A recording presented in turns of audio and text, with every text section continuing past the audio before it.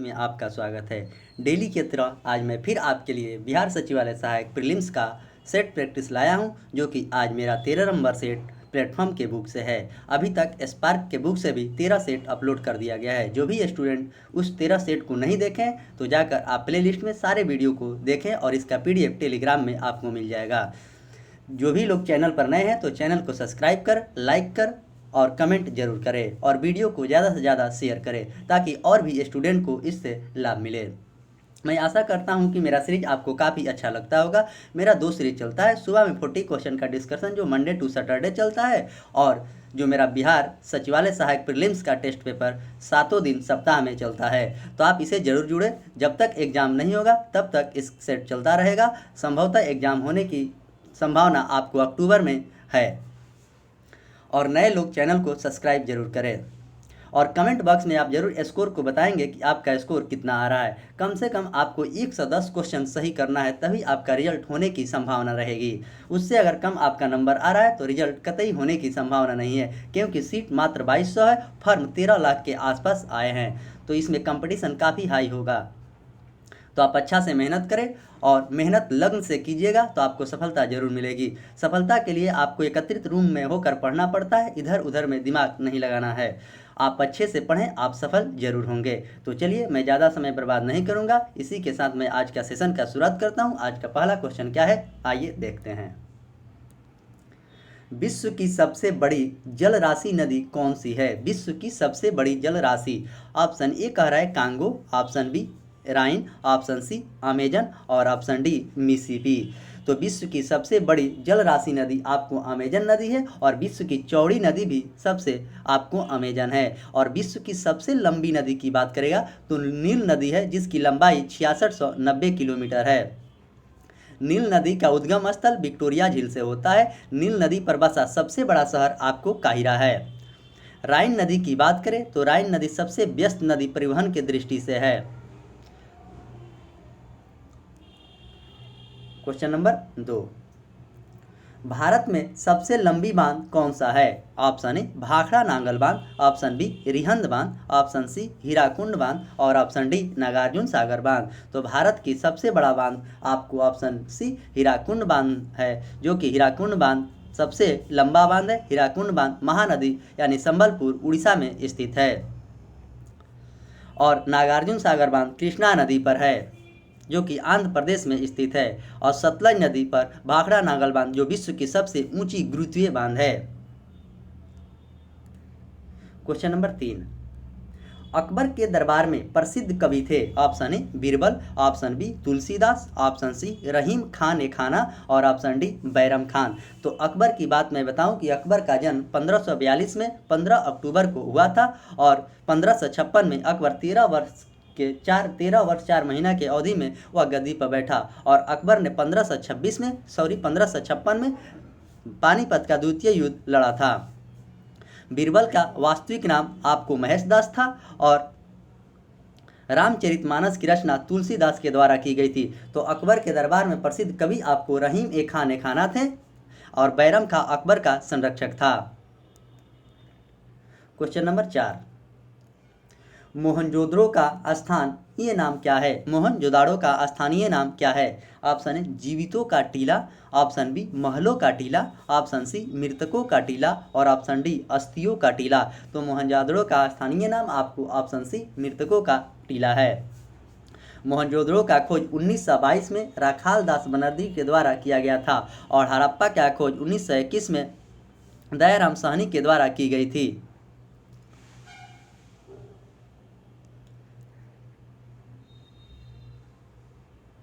Question number 5,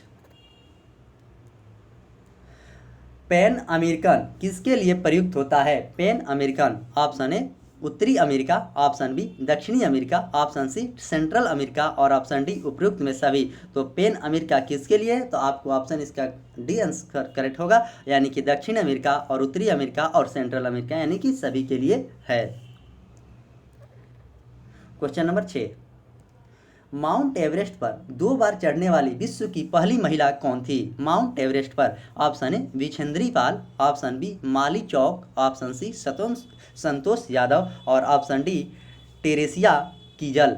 तो mount Everest पर 2 बार चढ़ने वाली विश्व की पहली महिला आपको ऑप्शन सी संतोष यादव थी।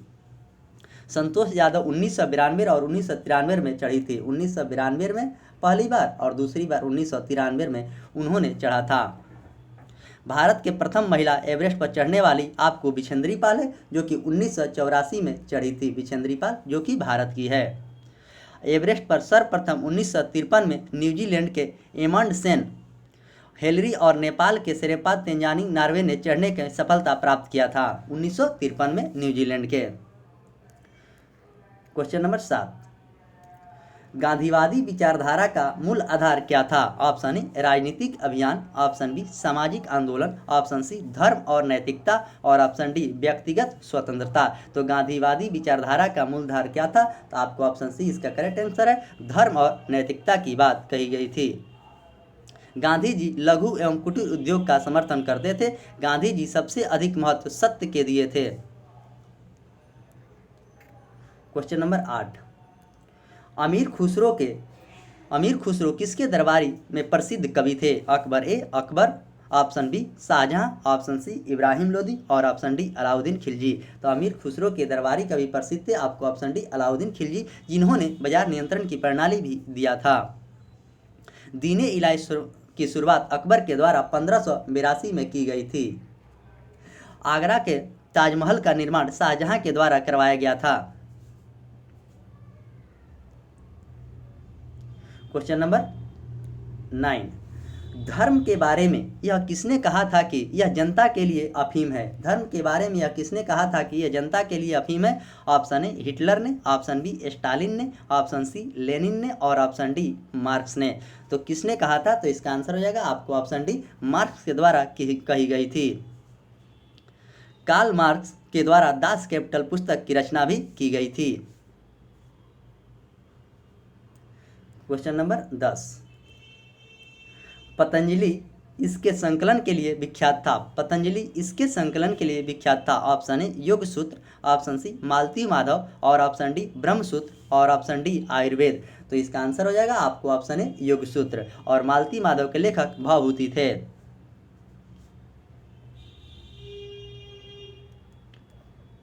क्वेश्चन नंबर 11, रजत क्रांति संबंधित है? ऑप्शन ए तिलहन के उत्पादन से, ऑप्शन बी अनाज उत्पादन से, ऑप्शन सी दूध उत्पादन से और ऑप्शन डी अंडा के उत्पादन से। तो रजत क्रांति का संबंध आपको ऑप्शन डी करेक्ट आंसर है, अंडा के उत्पादन से संबंधित है। वही दूध उत्पादन श्वेत क्रांति से संबंधित है। अनाज का उत्पादन हरित क्रांति से है। तिलहन का उत्पादन पीली क्रांति से है और आलू का उत्पादन गोल क्रांति से है। तो मैं जितने भी आपको क्रांति बताया हूँ आप अच्छे से याद रखेंगे, क्योंकि आपके एग्जाम में क्रांति से भी क्वेश्चन पूछे जाते हैं। क्वेश्चन नंबर 12, पोबा रिजर्व फॉरेस्ट किस राज्य में स्थित है? पोबा रिजर्व फॉरेस्ट आपको ऑप्शन डी असम में स्थित है। आप इसे याद ही कर लेंगे। असम का मुख्यमंत्री हेमंत बिस्वा शर्मा है और वहाँ के राज्यपाल जगदीश मुखी हैं। नागालैंड की बात करें तो नागालैंड के मुख्यमंत्री नेफ्यू रियो हैं और वहाँ के राज्यपाल जगदीश मुखी हैं। अरुणाचल प्रदेश की बात करें तो अरुणाचल प्रदेश का मुख्यमंत्री पेमा खांडू हैं और वहाँ के राज्यपाल बीडी मिश्रा हैं। और सिक्किम की मुख्यमंत्री की बात करें तो प्रेम सिंह तमांग सिक्किम का मुख्यमंत्री हैं और गंगा प्रसाद वहाँ के राज्यपाल हैं। क्वेश्चन नंबर 13, भारत का मानक समय रेखा किस शहर से होकर गुजरती है? तो भारत का मानक समय 82.5 डिग्री पूर्वी देशांतर इलाहाबाद के मिर्जापुर के नैनी से गुजरता है और यह भारत के 5 राज्यों से होकर गुजरता है। तो वो 5 राज्य कौन सा है? उत्तर प्रदेश, मध्य प्रदेश, आंध्र प्रदेश, छत्तीसगढ़ और झारखंड, उड़ीसा, इससे गुजरता है। आप इसे याद रखेंगे। तो इसमें पूछा गया है कहाँ से गुजरता है, तो इसका करेक्ट आंसर आपको ऑप्शन डी इलाहाबाद से गुजरता है। विक्टोरिया महल कोलकाता में है, हवा महल जयपुर में है। Question number 14,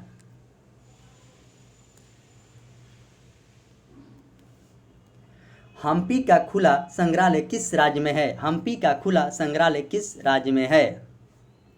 option A Karnataka में, ऑप्शन बी राजस्थान में, ऑप्शन सी आंध्र प्रदेश में और ऑप्शन डी तमिलनाडु में। तो हम्पी का संग्रहालय आपको ऑप्शन ए कर्नाटक के राज्य में है।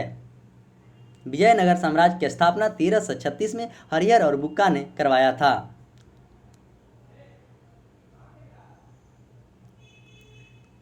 क्वेश्चन नंबर 15, भाभा परमाणु रिसर्च सेंटर कहाँ पर स्थित है? Option A Bengaluru, option B Ahmedabad, option C Hyderabad और ऑप्शन डी मुंबई। तो भाभा परमाणु रिसर्च सेंटर कहाँ पर स्थित है? तो इसका आंसर हो जाएगा आपको ऑप्शन डी मुंबई में स्थित है। इसकी स्थापना 1954 में किया गया था। भारत में कार्यरत परमाणु विद्युत केंद्रों में शामिल है तारापुर परमाणु विद्युत आपको महाराष्ट्र में है, राजस्थान में आपको विद्युत गिरी रावत भट्टा है, मद्रास में आपको कलपक्कम तमिलनाडु है, नरौरा आपको उत्तर प्रदेश में है और काकरापाड़ा आपको गुजरात में है और कैगा आपको कर्नाटक में है। तो ये सारे चीज़ को आप याद रखेंगे। आपके एग्जाम में इस क्वेश्चन को पूछा जाता है ये कौन सा थर्मल पावर कहाँ पर है। क्वेश्चन नंबर 16, भारत में जूट सबसे अधिक कहाँ पर होती है? भारत में जूट पूछा जा रहा है। ऑप्शन ए महाराष्ट्र में, ऑप्शन सी कर्नाटक में और ऑप्शन डी बंगाल के डेल्टा के क्षेत्र में और ऑप्शन डी आंध्र प्रदेश में। तो भारत में जूट सबसे ज़्यादा आपको ऑप्शन सी बंगाल के डेल्टा के क्षेत्र में होता है। सुंदरवन का डेल्टा जूट उत्पादन के लिए विख्यात है जो कि पश्चिम बंगाल में है और भारत बांग्लादेश में जूट उत्पादन का एकाधिकार रखता है। भारत में प्रथम जूट कारखाना रीसरा 1859 में खोला गया था। बिहार में अगर सर्वाधिक जूट पूछेगा तो आपको पूर्णिया में सबसे ज़्यादा जूट होता है, पूर्णिया जिले में। और कॉटन सिटी आपको महाराष्ट्र को कहा जाता है, सिलिकॉन वैली सिटी कर्नाटक को कहा जाता है। क्वेश्चन नंबर 17, नीलगिरी के पहाड़ी क्षेत्रों में किसकी खेती की जाती है? नीलगिरी की पहाड़ी के क्षेत्रों में किसकी खेती की जाती है? ऑप्शन ए नारियल, ऑप्शन बी रबड़, ऑप्शन सी कॉफ़ी और ऑप्शन डी इलायची। तो इसका आंसर हो जाएगा आपको ऑप्शन सी कॉफ़ी की खेती किया जाता है। नारियल की बात करें तो नारियल सबसे ज़्यादा आपको केरल में होता है, रबड़ भी केरल में होता है और इलायची की बात करें तो इलायची भी केरल में होता है। Question number 18, A song of India पुस्तक का लेखक कौन है? A song of India, option A Karan Bajaj, option B Ruskin Bond, option C Arun Joshi और option D Pankaj Mishra. A song of India पुस्तक के लेखक आपको ऑप्शन बी रस्किन बॉन्ड हैं। क्वेश्चन नंबर 19, यूएनए सुरक्षा परिषद में कितने अस्थायी सदस्य हैं? Option A 5, option B 7, option C 8 और ऑप्शन डी 15। तो यूएनए सुरक्षा परिषद में अस्थायी देशों की संख्या आपको 5 है और अस्थायी देशों की संख्या 10 है। उसमें अस्थायी देश जो है 5 आपको अमेरिका, फ्रांस, चीन, रूस और इंग्लैंड है। अस्थायी देशों की बात करें तो उसमें 2-2 बार के लिए किया जाता है शामिल। Question number 20, Asian development bank का मुख्यालय कहाँ पर स्थित है? Asian development bank, option A Manila, option B Mumbai, option C Tokyo और ऑप्शन डी बैंकॉक। तो एशियन डेवलपमेंट बैंक यानी कि एडीबी का मुख्यालय आपको ऑप्शन ए मनीला में स्थित है और सेबी का मुख्यालय मुंबई में है। जापान की राजधानी टोक्यो है और थाईलैंड की राजधानी बैंकॉक है। क्वेश्चन नंबर 21, भारत की खोज पुस्तक अहमदनगर किला जेल में कारावास के दौरान लिखी गई भारत की खोज का लेखक कौन था? अहमदनगर जेल में लिखा गया था, किस व्यक्ति के द्वारा यहाँ पर पूछा जा रहा है। Option A Swami Vivekananda, option B Mahatma Gandhi और ऑप्शन सी सुभाष चंद्र बोस और ऑप्शन डी आपको जवाहरलाल नेहरू। तो इसका आंसर हो जाएगा आपको ऑप्शन डी जवाहरलाल नेहरू के द्वारा लिखी गई थी। महात्मा गांधी को हिंद स्वराज पुस्तक लिखी थी। इंडियन स्ट्रगल पुस्तक सुभाष चंद्र बोस के द्वारा लिखा गया था।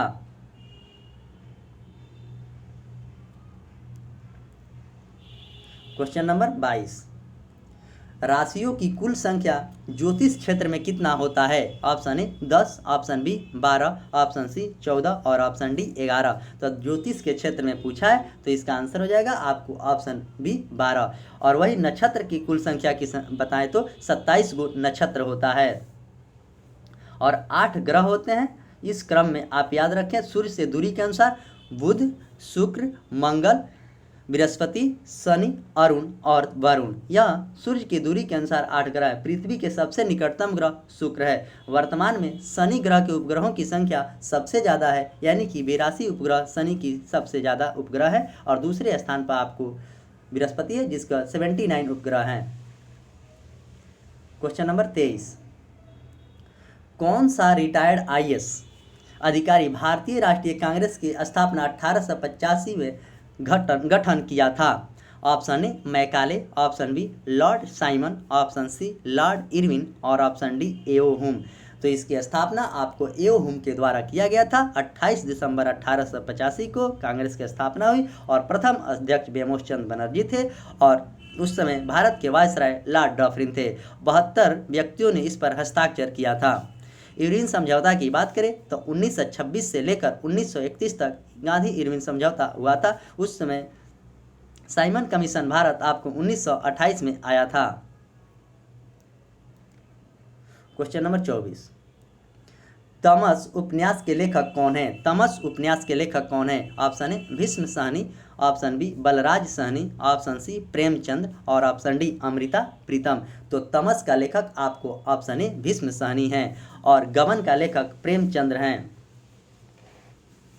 अमृता प्रीतम कागज के कन्वेंशन के पुस्तक के लेखक अमृता प्रीतम है। क्वेश्चन नंबर 25, भारतीय आज़ादी के समय इंग्लैंड का प्रधानमंत्री कौन था? भारत के आज़ादी के समय पूछा है इंग्लैंड का प्रधानमंत्री कौन था?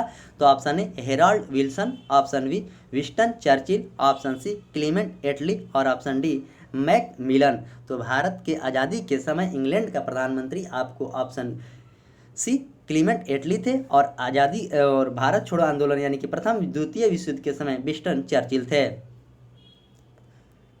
क्वेश्चन नंबर 26, महात्मा गांधी और बाबा साहेब अम्बेडकर के द्वारा पूना की संधि कब हुई थी? Option A 1919, option B 1932, option C 1937 और ऑप्शन डी 1935। तो पूना की संधि आपको ऑप्शन बी इसका करेक्ट आंसर होगा, सितंबर 1932 में हुआ था। जलियांवाला बाग हत्याकांड 13 अप्रैल 1919 को हुआ था।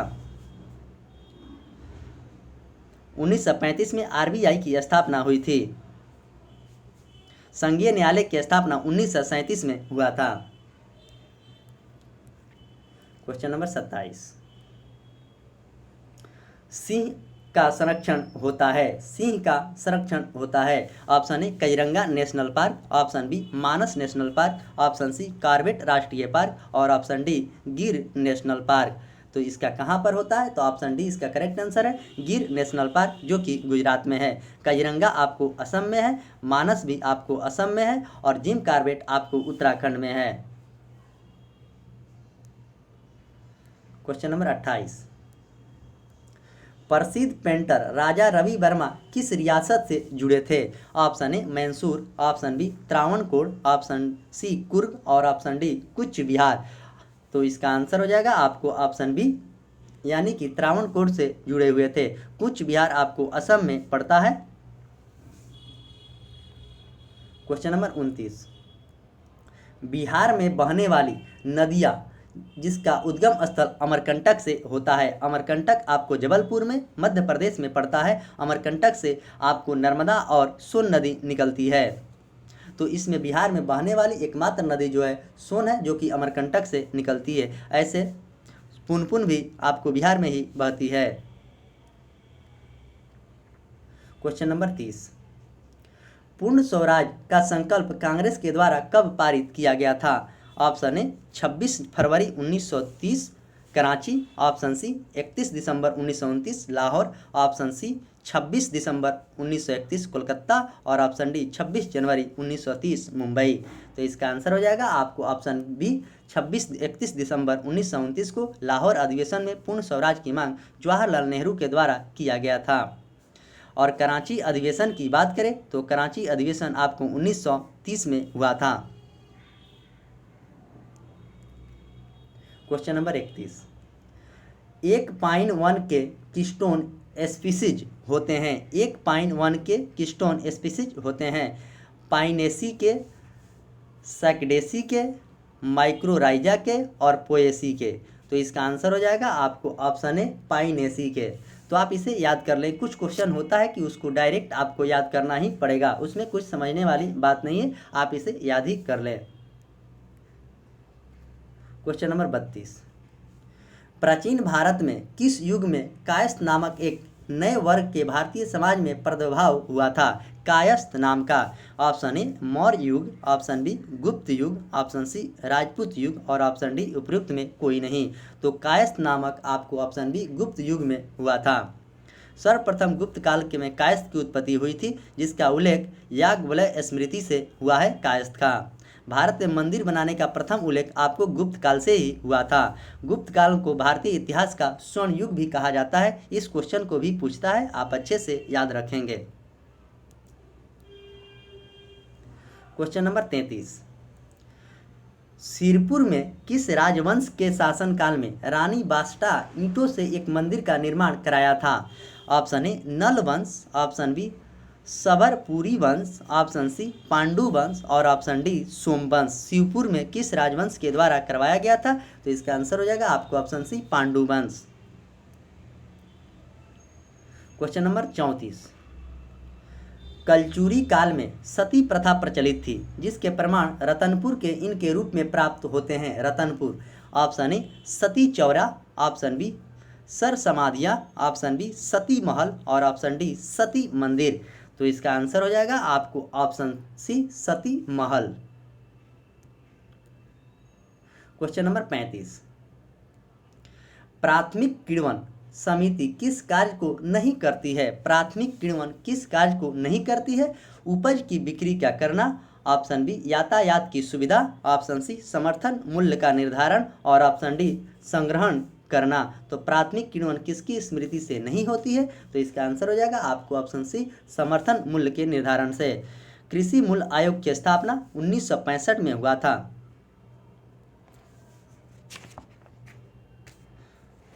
क्वेश्चन नंबर 36, मशहूर नाइक के जूते और कपड़े भारत में सहित अनेक देशों में पहने जाते हैं। शब्द नाइक का अर्थ क्या होता है? यानी कि नाइक का फुल फॉर्म पूछ रहा है। नाइक का जूता आता है, नाइक के आपको जैकेट आता है, नाइक के टोपी आता है, तो उसका फुल फॉर्म यहाँ पूछा गया है। यानी कि इसका अर्थ क्या होता है? ऑप्शन विजय की यूनानी देवी, ऑप्शन बी फ्रांस के धावक का नाम, ऑप्शन सी इसके संस्थापक का नाम और ऑप्शन डी शब्दकोश में कोई महत्व नहीं है। तो इसका आंसर हो जाएगा आपको ऑप्शन ए विजय की यूनानी की देवी। क्वेश्चन नंबर 37, निम्नलिखित में से कौन सा सुमेलित नहीं है, यानी कौन सा मिलान सही नहीं है? ऑप्शन ए राज्यसभा का सभापति, ऑप्शन बी लोकसभा का स्पीकर और ऑप्शन सी विधान परिषद के सभापति और ऑप्शन डी विधानसभा का स्पीकर। तो इस क्वेश्चन में पूछा गया है कौन सुमेलित नहीं है, तो इसका आंसर हो जाएगा आपको ऑप्शन डी विधानसभा का स्पीकर। राज्यसभा के सभापति आपको उपराष्ट्रपति होता है, लोकसभा के अध्यक्ष लोकसभा के सदस्यों के द्वारा चुना जाता है और विधानसभा के सभापति आपको विधान परिषद का सभापति विधानसभा का अध्यक्ष होता है। क्वेश्चन नंबर 38,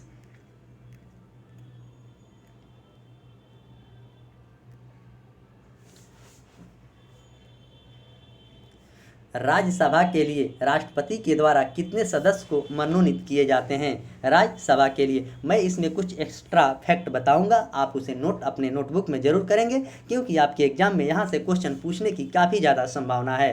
तो राज्यसभा में सबसे पहले आपको 12 राष्ट्रपति मनोनीत करता है और अनुच्छेद 80 की बात करें तो राज्यसभा का बात अनुच्छेद 80 में कहा गया है, जिसमें राष्ट्रपति कला साहित्य विज्ञान एवं समाज सेवा के क्षेत्र से 12 सदस्यों को मनोनीत करता है। वही पूछेगा कि अनुच्छेद 331 के आधार पर राष्ट्रपति लोकसभा में आंग्ल भारतीयों को कितने मनोनीत करता है? तो 2, लोकसभा में 2 करता है अनुच्छेद 331 के तहत। और संविधान के अनुच्छेद 332 के तहत अनुसूचित जाति तथा जनजाति को विधानसभा में आरक्षण का प्रावधान किया गया अनुच्छेद 332 में विधानसभा में। वही अनुच्छेद 33 के द्वारा 333 के द्वारा आंग्ल भारतीय समुदाय के लोगों को विधानसभा में मनोनयन का प्रावधान है और उसमें राज्यपाल आपको 1 करता है।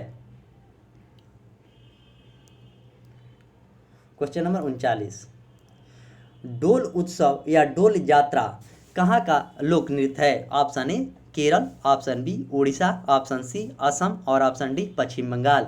तो इसका आंसर हो जाएगा आपको ऑप्शन डी पश्चिम बंगाल। डोल उत्सव और डोल यात्रा लोक नृत्य है।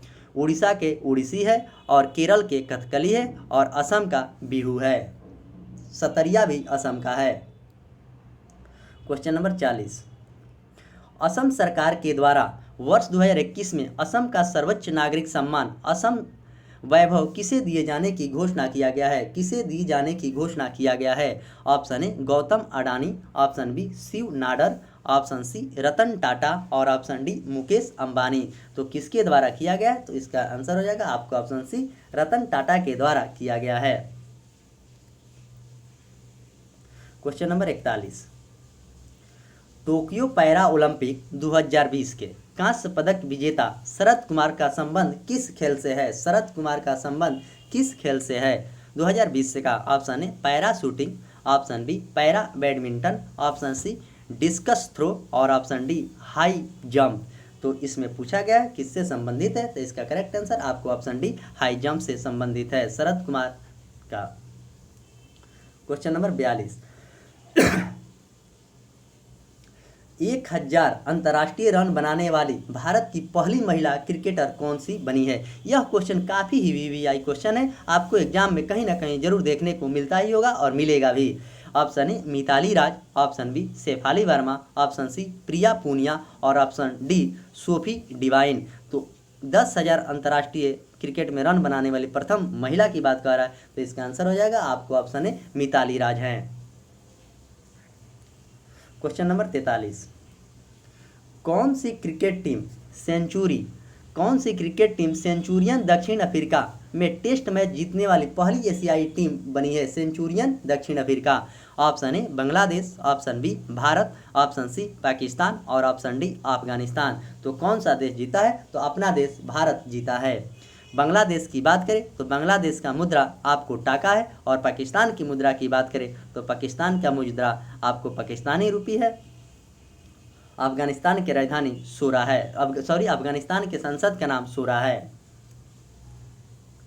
क्वेश्चन नंबर 44, प्रिंटिंग प्रेस तकनीकी का आविष्कार किसने किया था? प्रिंटिंग प्रेस तकनीकी कोल्ट ने, ऑप्शन बी एंडरसन ने, ऑप्शन सी सैमुअल कोहेन ने और ऑप्शन डी गुटेनबर्ग ने। तो प्रिंटिंग प्रेस की स्थापना आपको ऑप्शन डी गुटेनबर्ग के द्वारा किया गया था।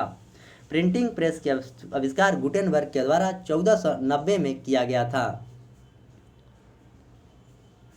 रिवाल्वर का आविष्कार कोल्ट ने किया था और एस सैमुअल कोहेन एकल और टेलीग्राफ प्रणाली के मोर्स कोड का निर्माण किया था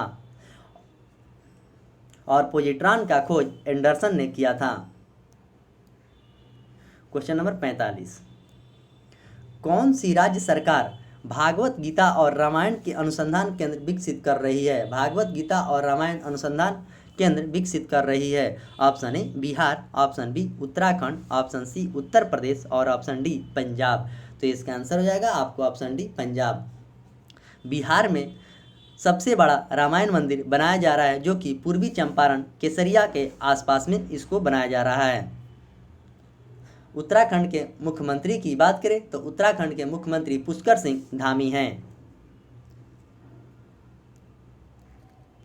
क्वेश्चन नंबर 46,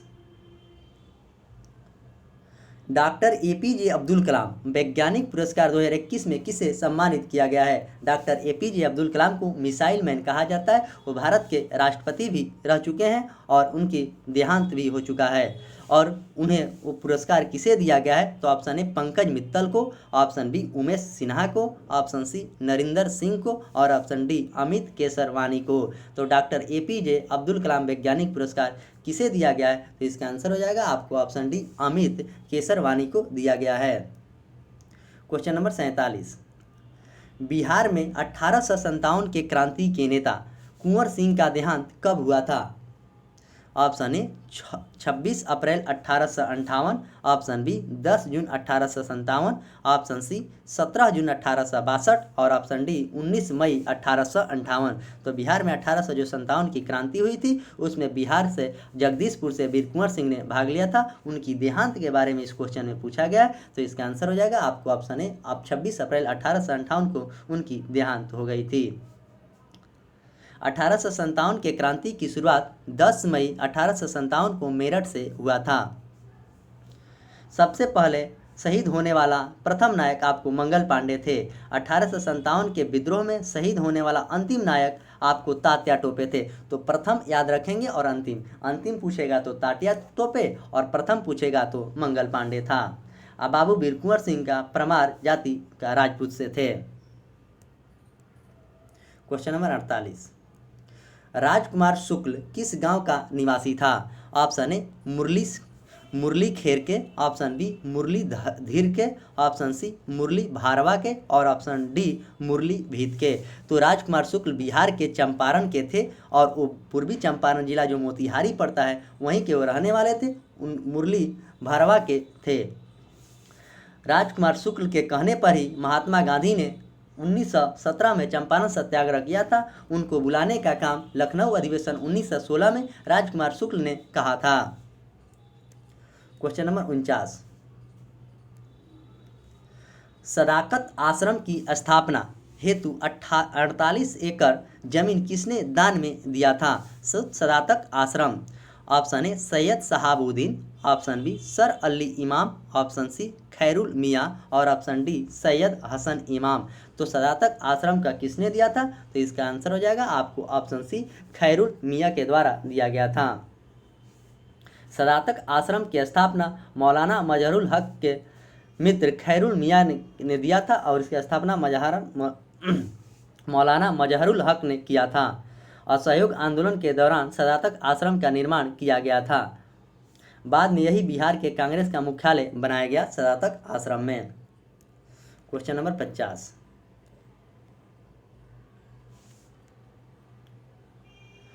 हम बहुत बड़ी भूल करेंगे यदि हम बिहार की जनता को, उनके मंत्रिमंडल के लोग नेताओं को हिंसक अभ्यास आक्रमण के आगे आरक्षित छोड़ देंगे। वर्ष 1946 में यह बात किसने कहा था? यह क्वेश्चन काफ़ी ही VVI क्वेश्चन है, आप अच्छे से याद रखेंगे, आपके एग्जाम में पूछने की काफ़ी ज़्यादा संभावना है। ऐसे भी क्वेश्चन पूछे जाते हैं। Option A Mahatma Gandhi, option B Jawaharlal Nehru, option C Rajendra Prasad और ऑप्शन डी सरदार पटेल। तो इसका आंसर हो जाएगा आपको ऑप्शन डी सरदार पटेल ने इस बात को कहा था। मुस्लिम लीग की स्थापना 16 अगस्त 1946 में प्रत्यक्ष कार्रवाई दिवस के रूप में प्रारंभ किया गया था। राजेंद्र प्रसाद भारत के प्रथम राष्ट्रपति हुए जो कि 1950 से लेकर 1962 तक भारत के राष्ट्रपति सबसे ज़्यादा दिनों तक रहने वाले प्रथम व्यक्ति हैं और अभी भी वर्तमान में है कि वो सबसे ज़्यादा दिनों तक राष्ट्रपति के पद पर आसीन थे। और महात्मा गांधी का जन्म 2 अक्टूबर 1869 को पोरबंदर यानी कि गुजरात में हुआ था। जवाहरलाल नेहरू के जन्म दिवस पर शताब्दी एक्सप्रेस चलाया जाता है। क्वेश्चन नंबर 51, इस तरह 50 क्वेश्चन जो थे आपको जीके का वो समाप्त हुआ। अब यहाँ से 51 नंबर क्वेश्चन से आप साइंस का क्वेश्चन देखेंगे।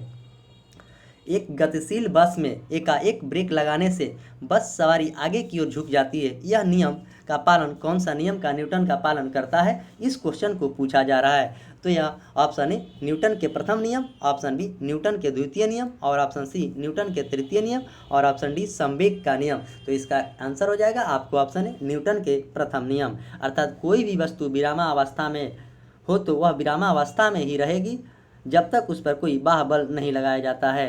यह न्यूटन का प्रथम नियम है। न्यूटन के प्रथम नियम से बल की परिभाषा मिलती है। वही न्यूटन के दूसरा नियम की बात करें तो किसी वस्तु के संवेग में परिवर्तन की दर वस्तु पर लगने वाला बल के बराबर होता है या परिवर्तन वस्तु की दिशा में होता है, उसे न्यूटन का दूसरा नियम कहते हैं और दूसरा नियम से व्यंजन का परिभाषा मिलता है। और न्यूटन के तीसरा नियम एक्शन टू रिएक्शन यानी कि क्रिया के विपरीत प्रतिक्रिया होती है। क्वेश्चन नंबर 52, एक साधारण आवर्धक ग्लास निम्न में शामिल है। ऑप्शन ए उच्च फोकस लंबाई के अवतल लेंस, ऑप्शन बी छोटी फोकल लंबाई के उत्तल लेंस, ऑप्शन सी छोटी फोकल लंबाई के अवतल लेंस और ऑप्शन डी उच्च फोकल लंबाई के उत्तल लेंस। तो इसका आंसर हो जाएगा आपको ऑप्शन बी, छोटी फोकस की लंबाई के उत्तल लेंस एक साधारण आवर्धक गिलास के निम्न में शामिल है।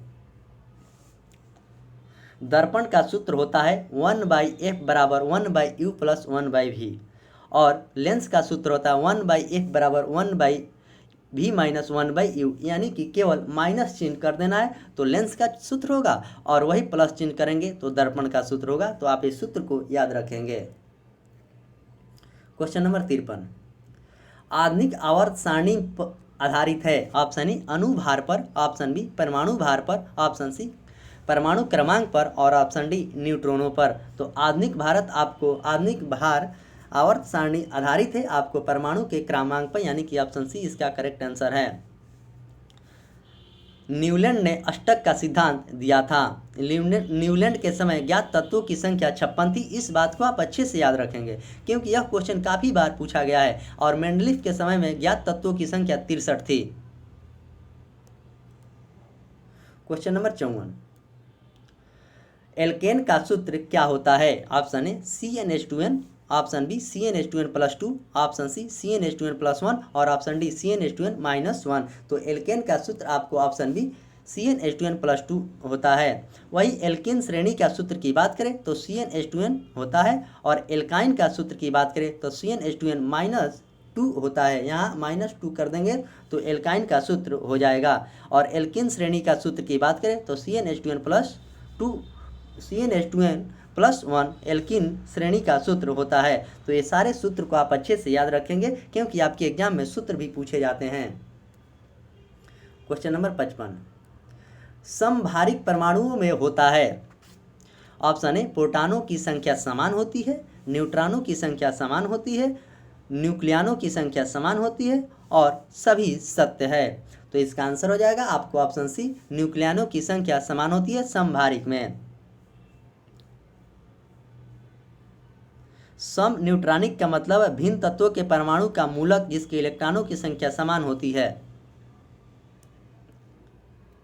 क्वेश्चन नंबर 56, जल की कठोरता किसकी उपस्थिति के कारण होती है। Option A magnesium bicarbonate, option B विरंजक चूर्ण, ऑप्शन सी सोडियम, और ऑप्शन डी उपयुक्त में कोई नहीं। तो जल की कठोरता आपको ऑप्शन ए मैग्नीशियम बाइकार्बोनेट के तहत होता है।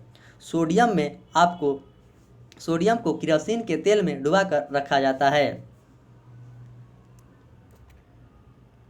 क्वेश्चन नंबर 57, ल्यूमेन किसका मात्रक है। ऑप्शन ए प्रकाश भीति का, ऑप्शन बी तरंगदैर्घ्य का, ऑप्शन सी ज्योति फ्लक्स का, और ऑप्शन डी उपयुक्त में कोई नहीं। तो ल्यूमेन आपको ऑप्शन सी ज्योति फ्लक्स का मात्रक है। वही तरंगदैर्घ्य का मात्रक एंगस्ट्रम है। मोल का एसआई मात्रक, पदार्थ की परमाणुकता का एसआई मात्रक मोल होता है।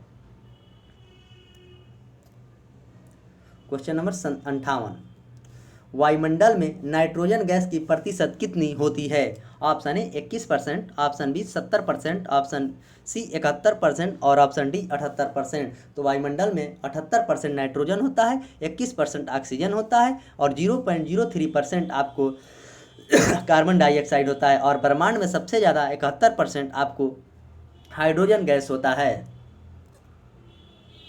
क्वेश्चन नंबर 59, सूर्य के प्रकाश में किस रंग का प्रकीर्णन सबसे अधिक होता है। प्रकीर्णन की बात कह रहा है। सूर्य में 7 रंग होते हैं, और सबसे ज़्यादा प्रकीर्णन किसका होता है। तो ऑप्शन ए लाल का, ऑप्शन बी हरा का, ऑप्शन सी नीला का, और ऑप्शन डी बैगनी का। तो सबसे ज़्यादा प्रकीर्णन आपको बैगनी का होता है, और सबसे कम प्रकीर्णन लाल का होता है। सबसे ज़्यादा तरंगदैर्घ्य लाल का होता है, और सबसे कम तरंगदैर्घ्य बैगनी का होता है।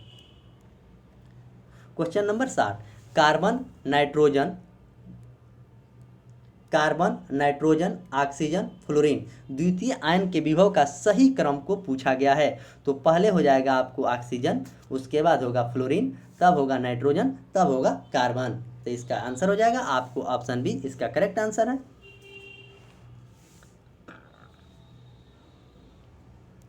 क्वेश्चन नंबर 61,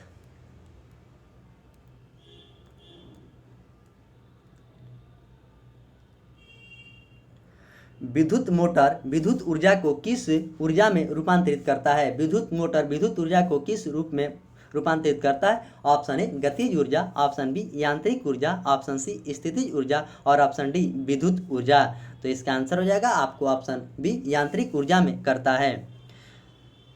विद्युत हीटर की बात करें तो विद्युत ऊर्जा को ऊष्मा में परिवर्तित करता है। माइक्रोफोन की बात करें तो ध्वनि ऊर्जा को विद्युत ऊर्जा में परिवर्तित करता है। और लाउड स्पीकर की बात करें तो विद्युत ऊर्जा को ध्वनि ऊर्जा में परिवर्तित करता है। और डायनेमो की बात करें तो यांत्रिक ऊर्जा को विद्युत ऊर्जा में परिवर्तित करता है। और विद्युत बल्ब विद्युत ऊर्जा को प्रकाश ऊर्जा एवं ऊष्मा ऊर्जा दोनों में परिवर्तित करता है। गतिज एनर्जी बराबर होता है, यानी कि गतिज ऊर्जा बराबर होता है हाफ mv²।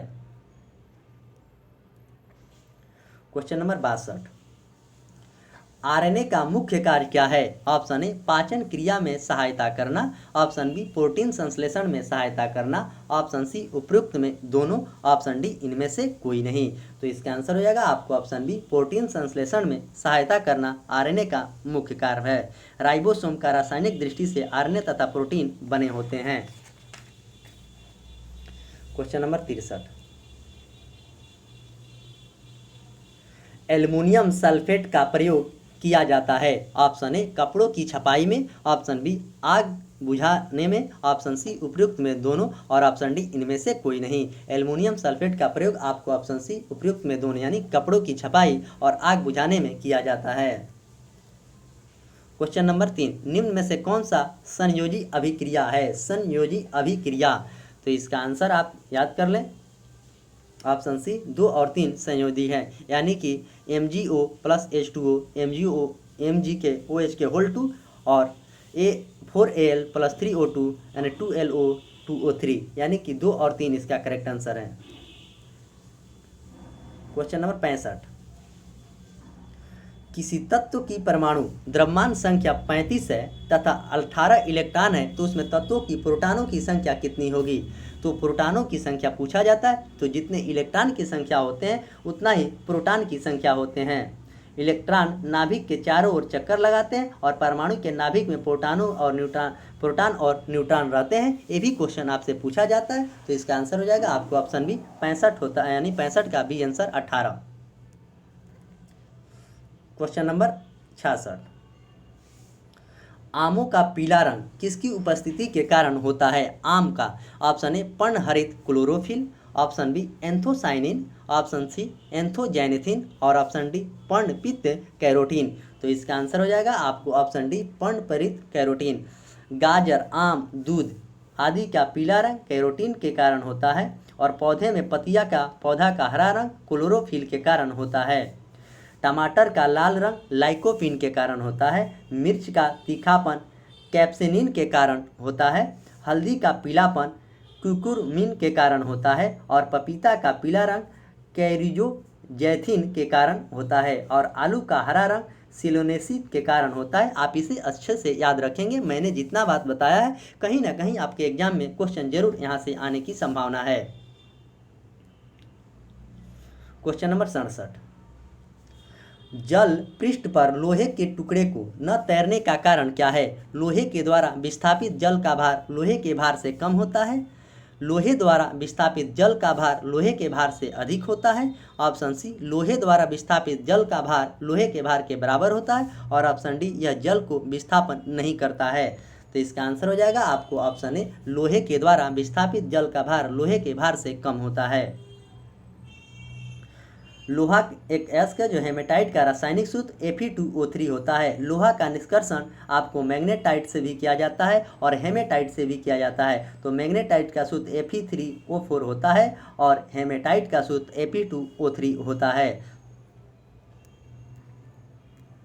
क्वेश्चन नंबर 68, दांत के डॉक्टर के द्वारा प्रशिक्षण के दौरान दांत पर प्रकाश संकेंद्रित करने के लिए निम्नलिखित में से किस किस्म के दर्पण का प्रयोग किया जाता है? ऑप्शन ए उत्तल दर्पण, ऑप्शन बी अवतल दर्पण, ऑप्शन सी समतल दर्पण और ऑप्शन डी समतल दर्पण, समतल अवतल दर्पण। तो इसका आंसर हो जाएगा आपको ऑप्शन बी अवतल दर्पण का प्रयोग किया जाता है और साइड मिरर में उत्तल दर्पण का प्रयोग किया जाता है। क्वेश्चन नंबर 69, एक वृक्ष की परिस्थितियां तंत्र में संख्या का पिरामिड कैसा होता है? वृक्ष के, ऑप्शन ए सीधा होता है, ऑप्शन बी उल्टा होता है, ऑप्शन सी चौखूटा होता है और ऑप्शन डी इनमें से कोई नहीं। तो इसका आंसर हो जाएगा आपको ऑप्शन ए सीधा होता है। ये सब क्वेश्चन आपको याद कर लेना है, ये डायरेक्ट ही आपके एग्जाम में अगर पूछेगा तो ऐसे पूछेगा। क्वेश्चन नंबर 70, एक निश्चित क्षेत्र में प्राथमिक उत्पादों की संख्या सर्वाधिक होगी एक निश्चित क्षेत्र में। ऑप्शन ए घास के मैदान के पारिस्थितिकी तंत्र में, ऑप्शन बी वन के पारिस्थितिकी तंत्र में, ऑप्शन सी तालाब के पारिस्थितिकी तंत्र में और ऑप्शन डी मरुस्थल के पारिस्थितिकी तंत्र में। एक निश्चित क्षेत्र में प्राथमिक उत्पाद की, यह क्वेश्चन या तो बीपीएससी नहीं तो बिहार दरोगा में इस क्वेश्चन को पूछा गया था। तो इसका आंसर हो जाएगा आपको ऑप्शन सी तालाब के पारिस्थितिकी तंत्र में। क्वेश्चन नंबर 71, कंपन गति करता है कि, कंपन इंगित करता है कि किसी भी वस्तु की किस प्रकार की गति होती है। ऑप्शन ए बहुत ही धीमी गति, ऑप्शन बी बहुत ही तेज गति, ऑप्शन सी दो बिंदुओं के मध्य में तेजी से आना जाना और ऑप्शन डी तेजी से हिलना। तो इसका आंसर हो जाएगा आपको ऑप्शन सी दो बिंदुओं के बीच में तेजी से आना जाना। वेग अगर महत्तम होगा तो उसका महत्तम स्थिति शून्य हो जाएगा, अगर त्वरण शून्य होगा तो उसका महत्तम स्थिति महत्तम हो जाएगा, बल शून्य होगा तो उसका महत्तम स्थिति महत्तम हो जाएगा। क्वेश्चन नंबर 72, HIV का जीन होता है SSDNA, DSDNA, SSRNA, DSRNA। तो इसका आंसर हो जाएगा आपको option C SSRNA। HIV virus से होता है और SS का फुल फॉर्म होता है सिंगल स्टैंडर्ड। HIV एड्स नामक बीमारी विषाणु के द्वारा होता है जो हमारे श्वेत रक्तकण यानी WC को प्रभावित करता है। इसे एलिसा टेस्ट द्वारा जांच किया जाता है या पहचान किया जाता है। क्वेश्चन नंबर 73, निम्न में से कौन से कथन सत्य है। CO2 में शुष्क बर्फ के रूप में जाना जाता है, CO2 गैस चूने को दूधिया कर देता है और ऑप्शन सी कैल्शियम कार्बोनेट अकेले गर्म करके CO2 गैस निकालती है। ऑप्शन ए कह रहा है सब सत्य है, ऑप्शन बी 1, 3 और 2 सत्य है असत्य है और ऑप्शन सी कह रहा है 1 और 3 असत्य है और 2 सत्य है और ऑप्शन डी कह रहा है सब असत्य है। तो इसका आंसर हो जाएगा आपको ऑप्शन ए सभी सत्य है। क्वेश्चन नंबर 74, जल में नमक को घोलने से क्या प्राप्त होता है। ऑप्शन ए समांगी मिश्रण, ऑप्शन बी विषमांगी मिश्रण, ऑप्शन सी यौगिक और ऑप्शन डी पायस। तो जल को घोलने से आपको ऑप्शन ए समांगी मिश्रण होता है, जल एक यौगिक है, दूध आपको पायस और कोलाइडल विलयन है। क्वेश्चन नंबर 75, आज के सेशन के लास्ट क्वेश्चन यानी कि 13 नंबर प्लेटफॉर्म बुक का क्वेश्चन नंबर 75, रक्त समूह की खोज किसने किया था। रक्त समूह का खोज, option A Richard Parkinson, option B A वेनगर, ऑप्शन सी विलियम हार्वे और option D Karl Land and Steiner. तो इसकी खोज आपको option D Karl Land and Steiner के द्वारा किया गया था।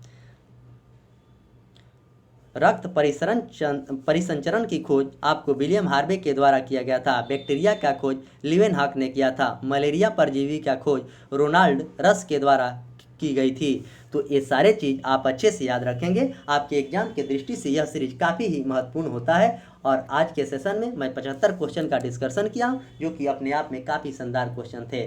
जो भी स्टूडेंट इसका PDF उनको नहीं मिल पाता है तो मेरे टेलीग्राम चैनल जो मिशन GS एकेडमी से चलता है उसे आप ज्वाइन कर लें, वहाँ पे आपको सारे PDF और सारे वीडियो मिल जाएंगे। आप सेट से ज़रूर जुड़ें, आप सेट से जुड़ेंगे तो आपकी तैयारी की अंदाज़ा लगेगी कि आपकी तैयारी कहाँ तक है। और उसका डिस्कशन आप जब तक नहीं देखेंगे तो आपको तैयारी का कोई अंदाज़ा नहीं लगेगा। और सेट मारने का सबसे अच्छा तरीका माना जाता है, किसी भी चीज़ का आप सेट बना रहे हैं तो उसका डिस्कशन आप स्वयं करें। डिस्कशन आप कीजिएगा तभी आपको अगला सेट में नंबर इंप्रूव होगा। नंबर इंप्रूव ऐसे नहीं होता है, डिस्कशन को आप अच्छे से पढ़ेंगे और अपने नोटबुक में नोट करेंगे, जो आपको उसमें अच्छा लगता है उसे नोट करके आप याद रखेंगे कि आगे वो क्वेश्चन आए तो आपसे वो गलती ना हो। तो ऐसे पढ़ने से आपकी तैयारी काफ़ी अच्छी हो जाएगी। एक समय ऐसा होगा कि आपका ऐसा लेवल की तैयारी हो जाएगा, किसी भी एग्जाम देने जाइएगा तो आपका रिजल्ट उसमें सुनिश्चित रहेगा।